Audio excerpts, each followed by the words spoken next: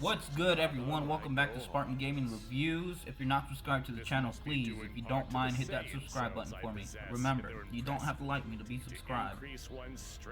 Now, for this game, it's a single-player game. It is not multiplayer. So don't buy it expecting to go on one-on-one battles with your buddies because you're going to be highly disappointed. This game is considered an open-world game. I don't consider it that just because some of my favorite open-world games are Fallout, GTA, The Witcher, Skyrim, Red Dead Redemption. I consider those games open world just because the map is so large and there is so much content and interaction within the map itself. Now, don't get me wrong, each map on this game is significantly large, but there isn't really that much to do on the map when you're exploring. They made the game where you can fly around collecting orbs to be able to upgrade your character you are using, and it's fun at the beginning, but it gets pretty boring fast. I made the mistake of wanting to level up the characters early in the game by doing that, but you don't get much XP from doing side quests or fighting the evil Red Ribbon robots within the map. In fact, playing the main storyline is where you get all your XP from, so I would recommend finishing the storyline and then getting to the side quests, because even though the boss fights are very fun, they are not difficult, which brings me to the most frustrating part of this game. It's not difficult. It is very long, so be ready to sit down for 25 plus hours to complete this storyline, but it is not difficult at all to beat. And on top of that, the loading screens, there are so many of them. That's where I started really to get frustrated, because I would start a side quest that the storyline would require me to do so I can continue to the next part of the story, and I would be, bombarded with loading screens. Having to travel to another map would pop up a loading screen.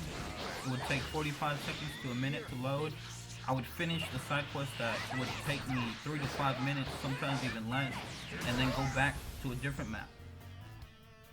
And I would be introduced to another loading screen, and another, and another, and another, and that's started to be a little bit too much for me, because I would have to travel to different maps to be able to finish one side quest.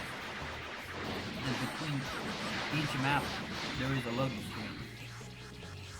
This is why I don't consider it an open world game. So be prepared to get a little frustrated at that aspect of the game. But if you can get around that minor detail, then you are in for a good storyline and a lot of action-packed fights. This is a good Dragon Ball Z game, but it's kind of hard to compete with the Budokai series because they are by far my favorite Dragon Ball games. And I'm not going to jump the gun on this game and talk bad about it just yet, because it's a lot of fun, and I'm hoping they come out with more downloadable content for it, because this is one of those games where it's solely based on the storyline, making it long and fun, but as soon as the storyline is done, there isn't much to do after that. And yes, there are side quests, but as soon as those are finished, you're pretty much done with the game.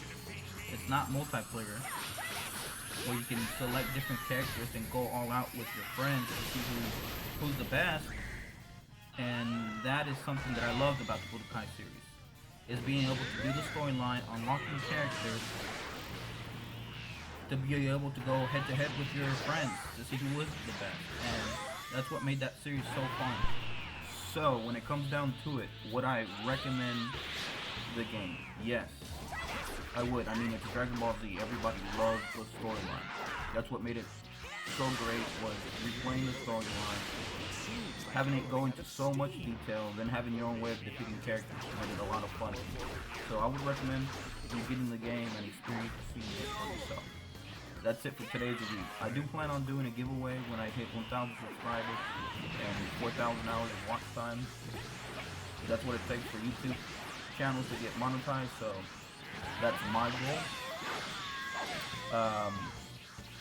I do plan on doing giveaways once a month as soon as I hit that goal, but something big to keep you captivated, see my channel. maybe an Xbox One S, Xbox One, or PS4. So be ready for that. Anyways, you guys, I'll be reviewing Zombie Army 4 Dead War next. So stay tuned for that. Peace.